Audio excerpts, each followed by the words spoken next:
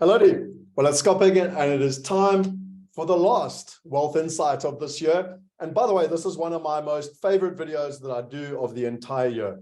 And that is the lessons that I've learned from the year. So I've done it for many, many years now, and we're in 2022. And so we're going to be doing the lessons, 22 lessons for the year of 2022.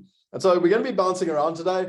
There's not a lot of structure to this. I've obviously pre-planned my 22 lessons, but I want to take you through them. So one of the things that I do with my coaching people in my mastermind is I always ask people, and by the way, I've done this not only for the people I work with, but I do this in the groups that I'm part of as well.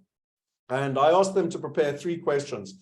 And I highly recommend that you do this exercise yourself. So the first one is 3 things that you're happy or proud of that you achieved in 2022. The second is 3 things you wish you had achieved in 2022. And the third is, what do you want more of next year? So my first 9 lessons are literally going to be answering that question. And so let's go to these now, because I'm going to be bouncing around so that you can see the different things. So the first lesson for me was personal health. And it was January this year. And I didn't drink the whole of Christmas. In fact, I hadn't drunk for 7 months. And I did that on purpose because I wanted to get my energy back. I wanted to start the year with a lot of energy. And I got like to literally the 15th of January, whenever I went back to work, I can't remember exactly, and I was exhausted. And I went, this is ridiculous. Something has to change. So I went to see a doctor, did a whole bunch of blood tests, and I found out that I was gluten intolerant, that I was lactose intolerant, which is milk, and that I shouldn't have sugar.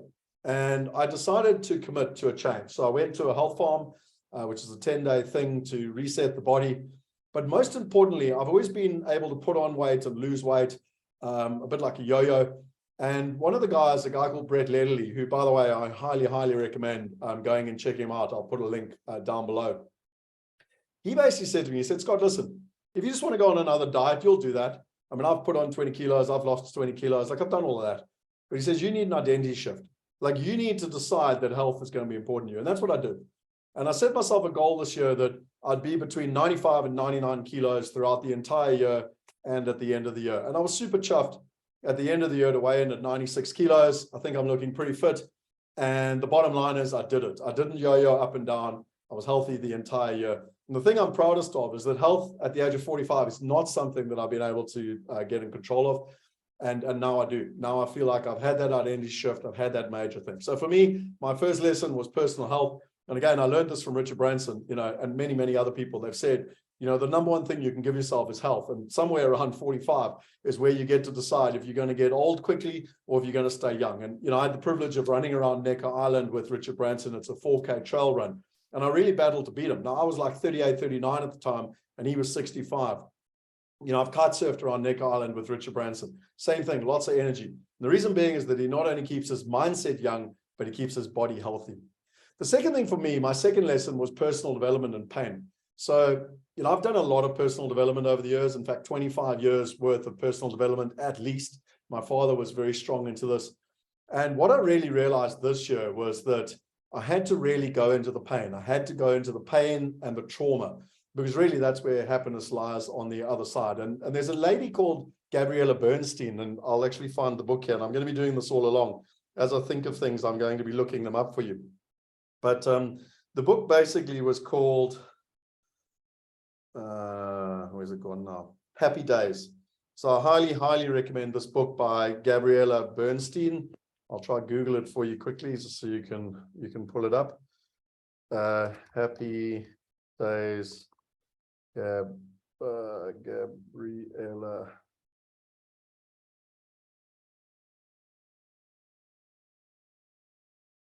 This is how this video works, by the way, as we bounce around. And I now need to share my screen with you. Okay, so I'm doing that.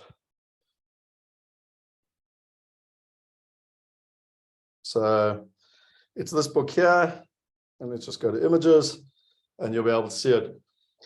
So this was a really amazing book for me, and I read it on Audible, and I really spent a lot of time this year going into my pain, and this was a tough one for me, because I had to go back and I had to figure out some of my patterns of my past.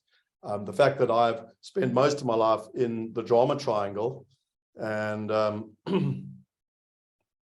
and I actually read another book, which is the difference between the drama triangle and the empowerment triangle. So in the drama triangle, you're consistently the persecutor, the rescuer, or the victim.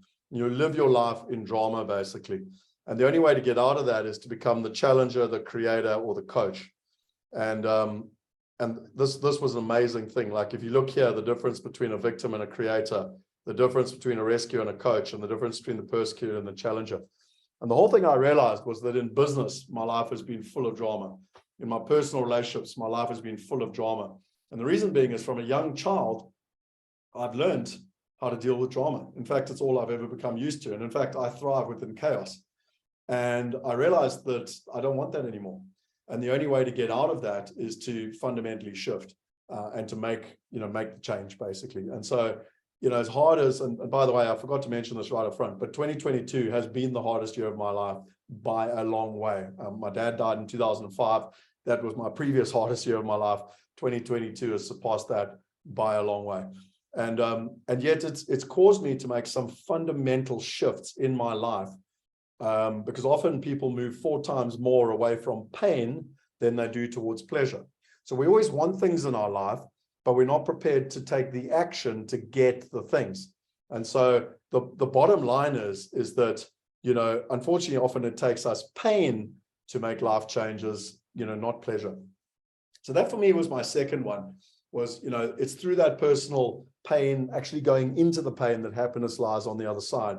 And most importantly for me, it was realizing and acknowledging the fact that I not only create drama, but thrive in drama, and that I have to completely remove myself from people, places, and things that create drama in my life.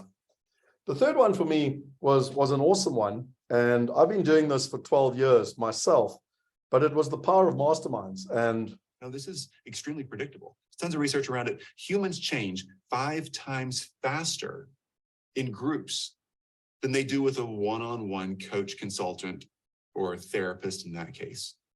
Wow. So I started looking back at business models and people who had done this effectively over the generations. Masterminds aren't new, folks. They're not new at all. People have been doing this for thousands of years. And when you put a collection of people together who are all committed, all driven, and all so want to make the right changes happen, and you give them a leader to follow who's willing to get in the trenches with them, all of a sudden you start finding real, rapid life or business transformation. so I was super chuffed. One of my big victories this year, and I owe a lot of respect to 2 people. One is Ryan Picken, who's a good friend of mine that really helped me through this, and another one is my business partner, Shane Ferreira, who I'll talk a little bit more about just now and how that came about. But we ideated this idea of a mastermind. We launched the mastermind. We got it going in October, and it's been one of the highlights for me of this entire year, and learning how these masterminds work, and most importantly, taking the best of what I've learned over the last 12 years, having been part of amazing masterminds around the world, and bringing that to the people that I've been working with. So that's the first 3 lessons. And yes, this video is going to be a lot of sharing, and I'm not sure how long it'll be. The next 3 lessons for me, which was what I wish I'd achieved, was leadership.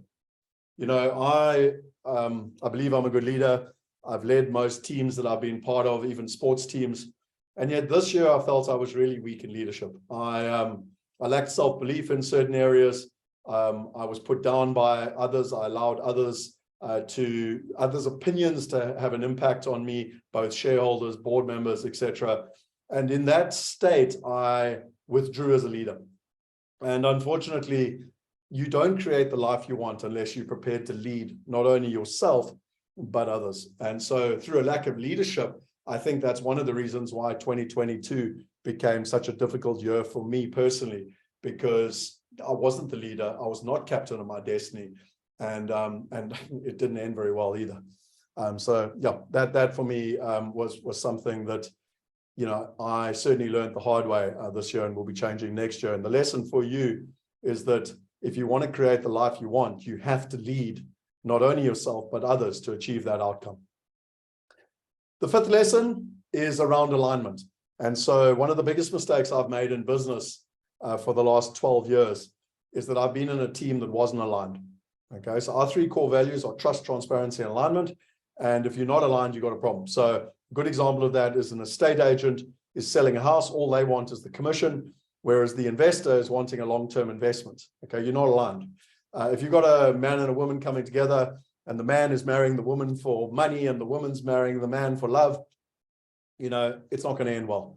If you've got 2 business partners where the one wants to make lots of money and the one wants to create a lifestyle, it's not going to end well. That's a lack of alignment. And what I've been very weak at actually is getting together with people, selling them the dream, thinking they understand what the dream is and the vision and where we're going, and then going into business with them, and then actually realizing through pain that we're not aligned. And I will talk to my values just now, but what I will not do anymore is continue to fight with people where I'm not aligned, because you cannot win when you're not aligned. And in fact, if you don't set yourself up to be aligned right from the beginning, you will never succeed. So that was my 5th lesson. My 6th lesson was cash flow. And one of my good friends, Brendan Brown, said something to me. He said, I was part of Wealth Migrate in 2015, and you guys couldn't pay me for 3 months, and I left. And because I look after myself, I protect myself, and I come first, which, it's interesting because I've given everything I've got to Wealth Migrate, including in the last 14 months, having not been paid for 11 out of 14 months, taking money out of my home loan to put it into the business, et cetera, et cetera, et cetera. And what have I done? The number one principle of any investment book you'll ever read is invest in yourself. And if you take that a step further, it's actually earn from what you're doing, and so I didn't protect myself. I didn't protect my cash flow, and it created absolute havoc in my life financially. And that was a really big wake-up call for me, a really big learning lesson. I won't allow that too to happen, where I'm trying to help others and protect others and whatever. But, if you use the analogy on the plane, the plane's in crisis, all the masks have come down, and, I'm running around the plane helping everyone else put their masks on, and I'm, literally dying because I've got no air myself. What I want more of next year, I want autonomy. So we did this incredible mastermind in December with a guy called Faisal Harris, Dr. Faisal Harris. Now, just by the way, this gentleman, I'm going to talk to him because he's one of the lessons later, but he is a psychiatrist by training through Oxford. He has an MBA through training from Oxford. I mean, you don't have someone that's so qualified in so many different areas of human performance, and he's effectively high performance. And he's basically studied the science of success. And one of the things that he said is that there are 6 to 7 human needs, and I forget now whether it's 6 or 7. I'll have to go look at all my notes. But the number one need that people need is autonomy. Okay, and that's the ability to be in control of your life. And I certainly, did not have that this year, and I want a lot more of it next year. And it's a non-negotiable to me. My 8th one is cash flow. And it's the opposite of the previous lesson, but it's going to be about building cash flow. I've even built businesses where we've done it through funding versus cash flow and revenue. And those days are gone for me. I'm going to build everything going forward based on cash flow. And it's going to start with cash flow for self first, and then build, because you've got to build it on a solid foundation. You can't put the masks on everyone else on the plane without putting the mask on yourself first. The 9th lesson for me is be in flow. I love this saying by Richard Branson, where he says, life should be enjoyed, not endured.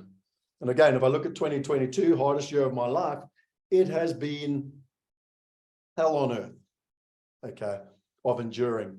And that's, unfortunately, I wish I could say it's just the last year. It's been the last couple of years for me personally, where it's just been literally the last 6 years, fighting with business partners, fighting with shareholders, fighting with board members, mainly because we're not aligned and you've got the wrong people.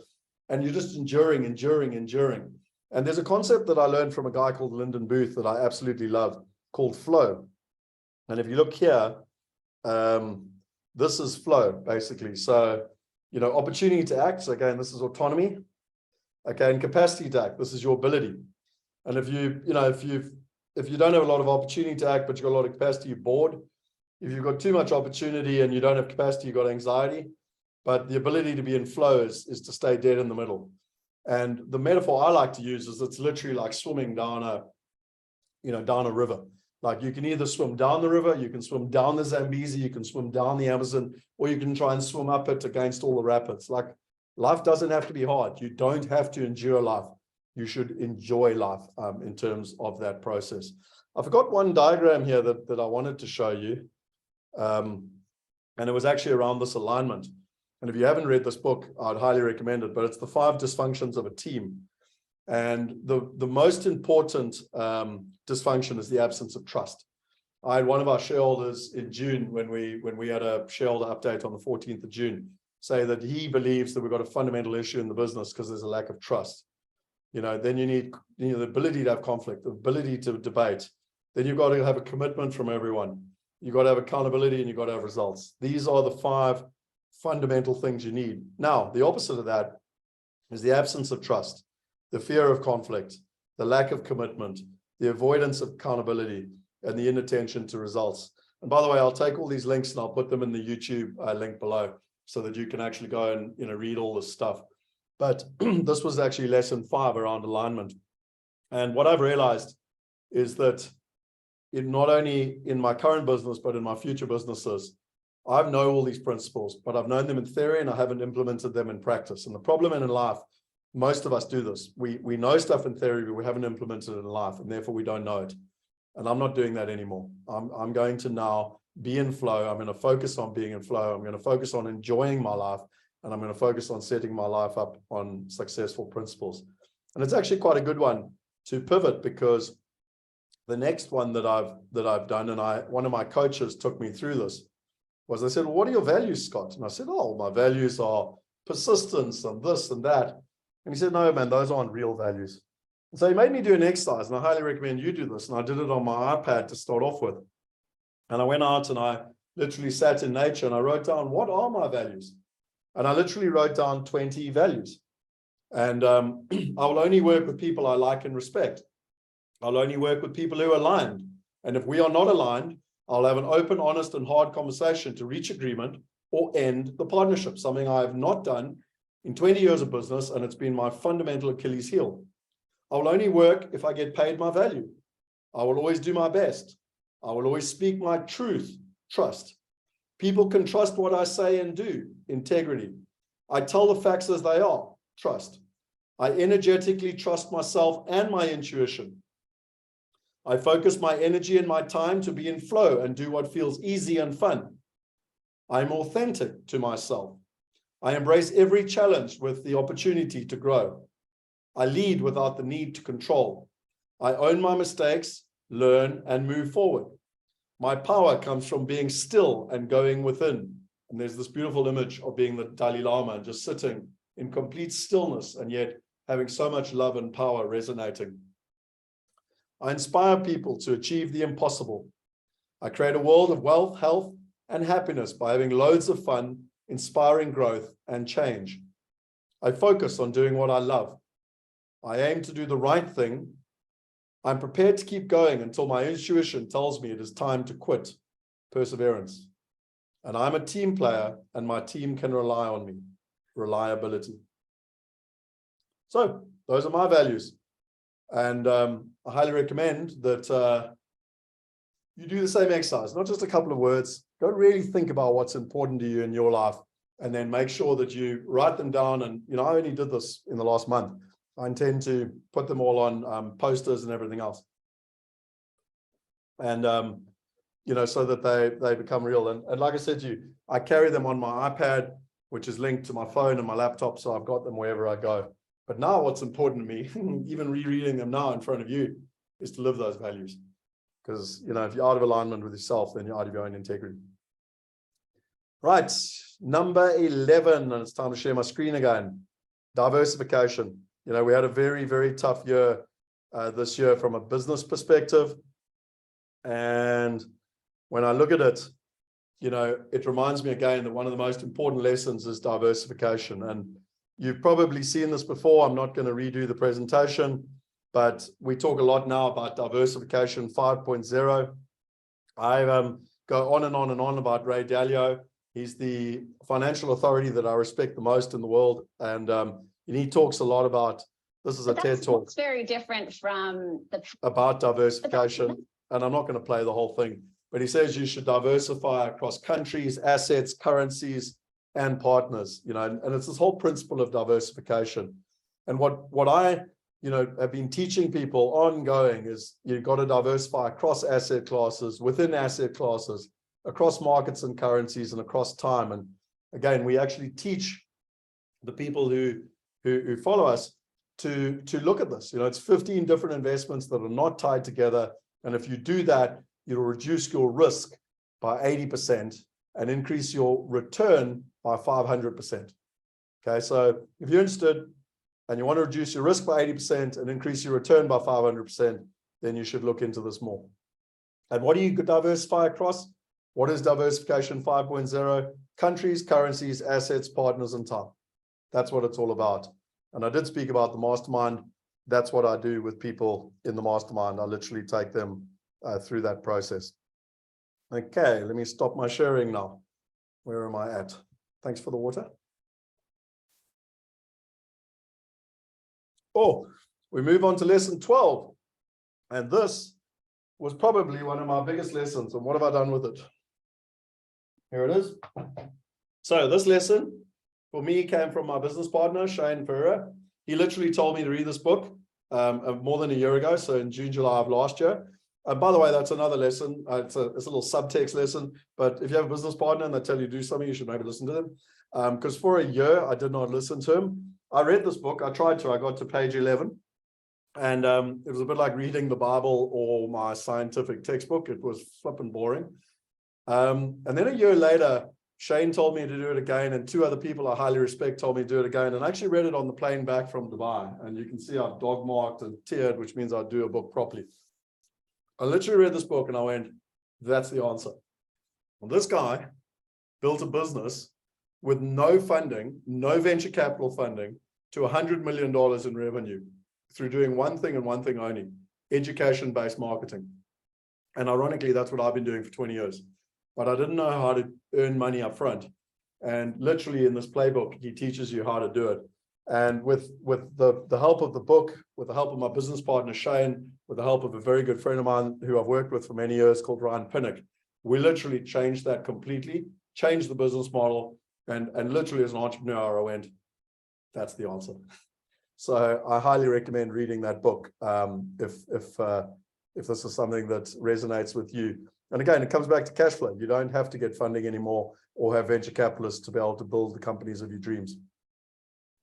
The 13th lesson for me is focusing on what fills your soul with your time. So you can see there's probably a pattern here. Like I've had a crap year and I've hated doing what I've done, most of it, outside of all the stuff the learning stuff that I've mentioned. And it reminds me of the story of my uncle. My uncle, even when he goes on holiday, he'll read the Financial Times or the whatever, because he absolutely loves to trade. That's what he is passionate about. And so what's fascinating is that I said to my uncle once, I said, Bill, everyone tells me you're an amazing stockbroker. Why are you so good? And he says, Scott, it's because I get paid to do what I love. And I remember sitting there in my early 20s thinking, that's incredible. Imagine doing what you would love and getting paid to do it. And through life, I've subsequently met a number of other people that have done that. And so for me, one of my big lessons is that I'm not doing enough of what I love and what fills my soul. And, with that, I've got to look at my life and say, stop enduring and start enjoying, start doing what you love. And there's another principle I learned there from a guy called Roger Hamilton. You don't have to do everything. Like if you don't like finance, you don't like admin, don't do it. But find someone that's good at it to take care of that, and you do what you love, because that comes back to the principle of flow that I spoke about earlier and how important that actually is. The 14th lesson for me is take one for the team.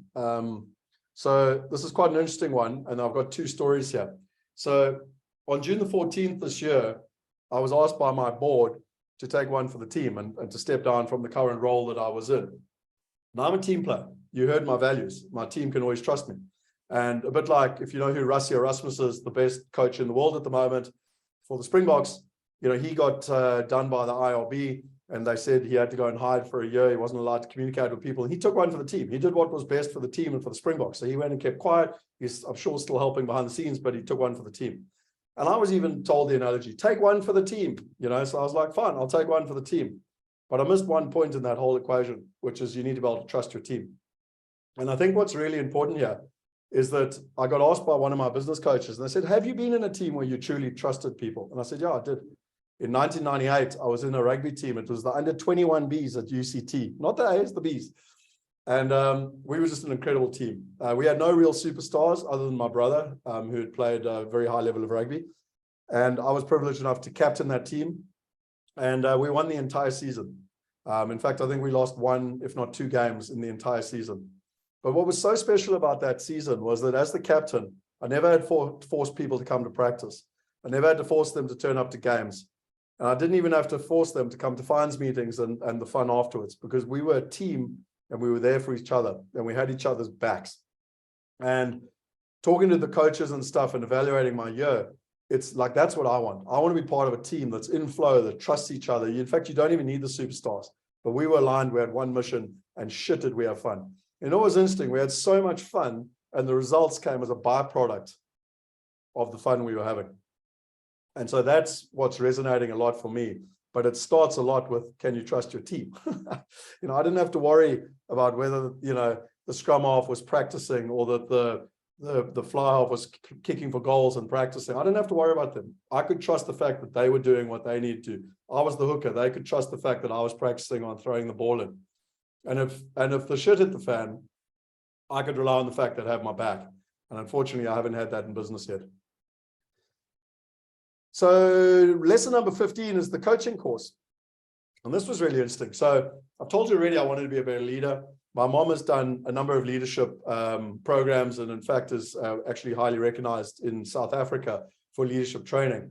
And she recommended that I go on this coaching course because, you know, apparently it makes better leaders. And I was like, Mom, but I don't want to be a coach. Like, I've never wanted to be a coach. And people have asked me for years to coach them. And I said, no, I don't want to be a coach. And the reason I don't want to be a coach is because I'm quite hard on myself, and I expect I'll be hard on others. And I always joke with people, but if they don't do what I recommend they do, I want to punch them in the face. And then I found out that actually Richard Branson, who's probably the businessman that I, you know, respect the most, has had this coaching leadership style for 40 plus years when they didn't even know this existed. And the reason being is there's a whole bunch of psychology around coaching, which is that, you know, you don't tell people what to do. You know, Richard Branson personally said to me, you find great people, you set them up for success, you get out of their way, and you have a feedback loop. 4 things to success. And I find that absolutely fascinating because it's all about coaching, finding great people, growing great people. And that's why the guy's gone on to build 400 companies in different sectors, with 8 of them being billion-dollar companies in different sectors. And he's not the CEO of any of them, not one of them. So for me, back to the lesson was that actually by doing the coaching course, I learned some incredible things around what you should or shouldn't do in terms of, you know, how to get the best out of people, not only everyone else, but even yourself. So I want to take you through some slides here to show you that, because it moves us on to lesson 16. So the first one is that, you know, I would always sit with someone and they would, you know, say to me, oh, I've got this problem and this and this and this. And like, I'm quite lucky, I can process information very quickly. And I go, oh, well, you know, here's your problem and this is what you should do. And the majority of people didn't listen. In fact, statistically, less than 10% of people listen. And the reason being is that people don't like to be told what to do. You've got to ask them better questions, and you've got to let them come up with a solution, because the brilliance lies within them. People are 5 times more committed to their own ideas than they are committed to your ideas. And the challenge that we all live in is that we all want the results and the behaviors, the stuff above the iceberg. But what we don't see is all the stuff below the iceberg. The emotions, the habits, the values, the thinking, the assumptions, the belief, the bias, the judgments, the defenses, etc., etc., etc. The majority of the world, 95% of the planet, live in an away state, which means they're threatened, withdrawn, fearful, inability to make good choices, demotivated, etc., etc., etc. And particularly in a year like 2022, when the world economics is in chaos, we've had a war with Ukraine, inflation's gone up, interest rates have gone up, energy prices have gone up. If you live in South Africa, we've gone to different stages of load shedding no one's ever heard of. there's just been absolute chaos no matter where you look. I mean, the UK government and their politicians have had a field day as well. And yet 5% of the world live in the toward state. They're motivated, they're happy, the ability to clearly think, creative, see new opportunities. And again, I always use Richard Branson with this. It's like, if you had Richard Branson as a friend, you know, what would he have done if you could sit with him this year? You know, would he have been in an away state and all this pessimistic, negative thinking? Or would he have been in a toward state and solving problems? And if you've read any of his books, you'll know about the number of times his airline nearly went out of business, or when the bank gave him 7 days to find funding, or when the train crashed and some old lady died. You know, I could go on and on and on about all the negative stories, but yet 5% of the world's population remain in a toward state. And we get, as individuals, to choose what state we want to remain in. And the question is, how do we do it? Well, we call it and this is through my coaching course, the lighthouse approach. And the problem with most people is that, again, 95% of the world's population lives in problem and drama. So like my company right now is in the state where everyone's focused on problem and drama. Okay, and it's bottom-up approach, it's low-quality thinking. The vast majority of workplace conversations happen here. Okay, and by the way, it's not just my company. 95% of the world's population, 95% of the world's businesses stay in the state. And that's why, by the way, 95% of the world's businesses fail, and 95% of the world's population, you know, don't even get close to retiring wealthy. How do you do it differently? You start with the outcome. You get very clear on what you're wanting to achieve as an outcome. Then you brainstorm ideas, and then you get to action. It's a top-down approach with high-quality thinking. And how do you do it? You shift the focus to outcome for high-quality thinking. And how do you do high-quality thinking? Better questions. So that is my lesson 16. And by the way, we've pretty much pivoted into lesson 17, which is all around state and focus, because I've already shown you, and I'll bring up the slide again because I think it's important, is that our state will determine our outcome. Because if we're in a negative state, if we're in a way threatened state, we're going to make bad choices. It's a fact. So the only way to make good choices for yourself is to be in a toward state. And I did a Wealth Insight literally last week on this. The way to do that, particularly this time of the year, it's a good time of the year to concentrate on this. The first one is to rest. You need to rest and energetically recoup and get your energy back. And the second is you need to get clear on the outcome you want. If you do those two things, you will automatically move into a toward state. And once you're in a toward state, you'll get clearer on better outcomes. You can get better at brainstorming ideas, and you can get decisive. Without that, you'll be like a dog chasing your tail and running around in circles. So lesson 18, I've already shared with you. People are 5 times more committed to their own ideas. So if you're working with people, don't tell them what to do. Give them autonomy and let them come up with the ideas. Lesson 19 is the power of masterminds.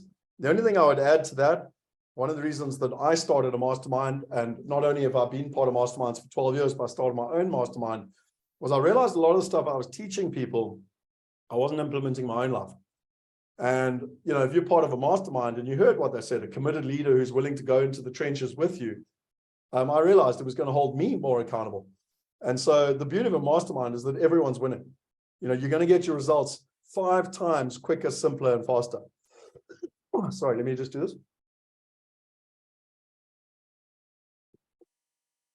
There's 3 types of people in the world, and there's a great little slide to actually show you this. So this is a Harvard study, and there's 3 types of people in the world. There's the people who want to do it on their own.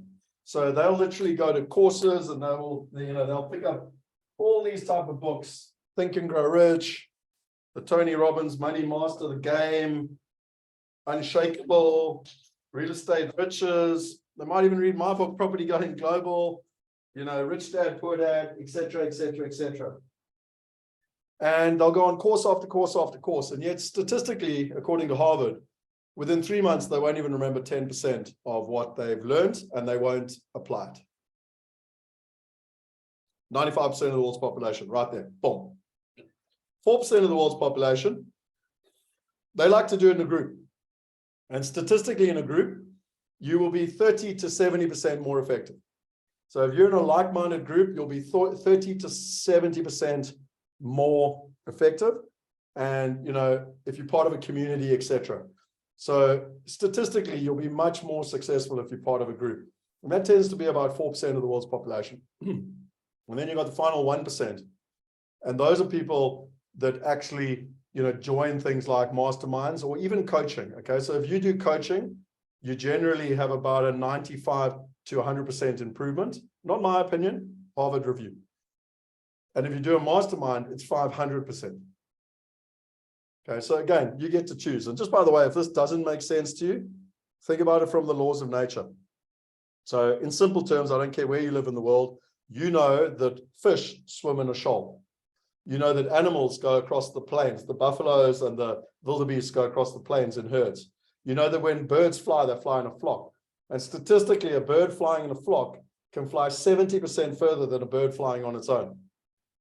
And yet in life, we're all trying to do it on our own. Why? We just get to follow the laws of nature. So as you go into 2023, you get to decide which one of the three are you going to be. You're going to try to do it all on your own and statistically basically set yourself up for failure. Are you going to do it in a like-minded group where you'll be 30 to 70% more chance of success? Or you're going to literally have one-to-one attention and be in a mastermind and go anywhere from 100% to 500%, your choice. So that brings me on to lesson 20. And I told you a little bit about Faisal earlier. So I had the privilege of meeting this gentleman. And what was fascinating is that in his high performance, he got into Formula One. And apparently to increase the speed of a Formula One car for 1 second takes $6 million US. And he went along to the Formula One racing team and he said, listen, if I can improve the driver by 4 seconds, that's going to save you $24 million. And if you pay me, doesn't matter what the amount of money was, it was quite a big amount of money. I will 100% on risk do this. But if I do it, if I achieve it within 4 seconds, you'll pay me. And they said, no problem. It's impossible. Don't quote me exactly, but there's like 35 computers on the car. And he said, the problem is you're missing the one most important computer, which is the human mind. So he worked with the driver and he achieved it. They did the 4 seconds and he got paid. And apparently after that, it caused havoc in the Formula One world because now everyone wanted to try and keep the secret. And the essence that I learned from Faisal, and he did this whole coaching session with our mastermind around what is high performance. And I've mentioned a few of them today around outcome, around autonomy. But he also mentioned another one, which was self-awareness. And something that I think I've lacked a lot of is self-awareness. Like again, you've heard me say it. What do I love? What do I want to do? He tells the story of a guy, and I think it was IBM. Doesn't really matter what the company was. This guy was an employee and he got fired because he didn't listen to what the bosses wanted him to do. So he went and started his own company. And in less than a year was back at IBM being paid £12,000, pounds with a P, per day to do the same job that he was getting paid to do at IBM. But he got fired as an employee because they didn't like him and he didn't listen to the rules. And he came back as a consultant because they loved the fact that he could think out the box and think differently and solve solutions. And so, you know, my takeaway from that is that self-awareness becomes so important in terms of what are you good at? And, you know, the conversation I was having just this morning was if a fish is out of water, it just can't succeed. Okay. And are you out of water? I have been. 2022, I've been a Ferrari in the desert. I've been wheel spinning at 350 kilometers an hour and going nowhere.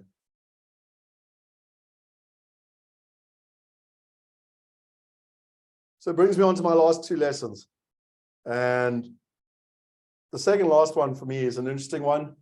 You know, I've tried to build all the businesses that I've built so far on Zig Ziglar's principle, which is that you can have anything you want in life if you help enough other people get what they want. And I was listening to a podcast or a video, I don't know what it was. And it pretty much was like, if you really want to like go out there in the world, you have to give more of yourself.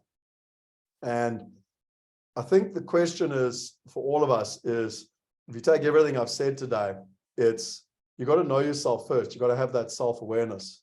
You got to believe in yourself. You got to love yourself. You got to look after yourself first. Remember the oxygen mask on your face first, because you can't solve problems for the rest of the world until you've looked after yourself. And I think that's the part I've struggled with, because I've been out there trying to fix the world, but I wasn't able to fix myself first.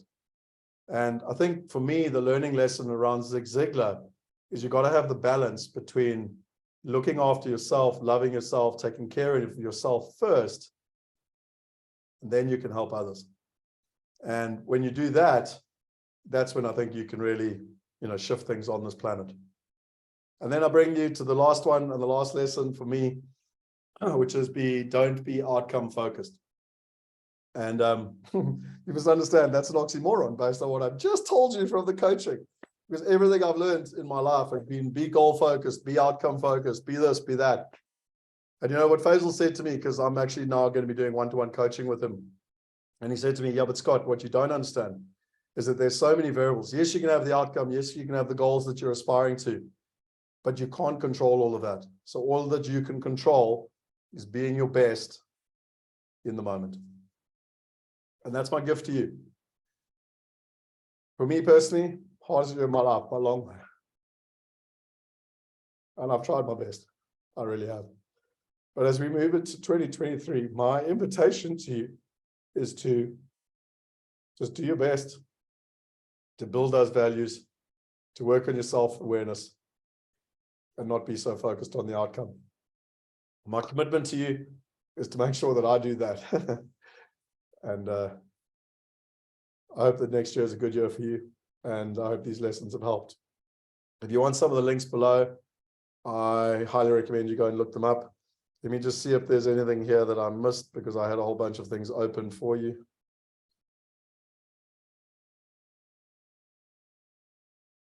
Oh, this was a video on flow. I'm not going to play the whole thing, but you can watch it. And then the one last thing that I wanted to show you, which was I've told you already, my #1 book for the year was Expert Secrets, which I highly recommend. But my #1 video that I've watched literally daily, this guy makes videos, called Eddie Pinero. I don't know, Eddie Pinero. I'm subscribed to him, and it's been phenomenal. It's like the universe has been downloading to me. So I recommend it. Thanks for listening. I hope it added value. See you next year. Cheers.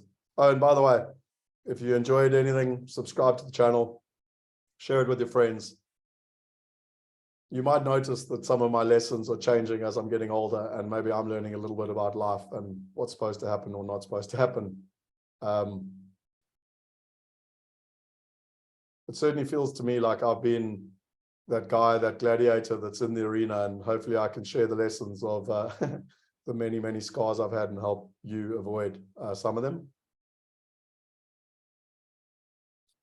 But I do leave you with one thought.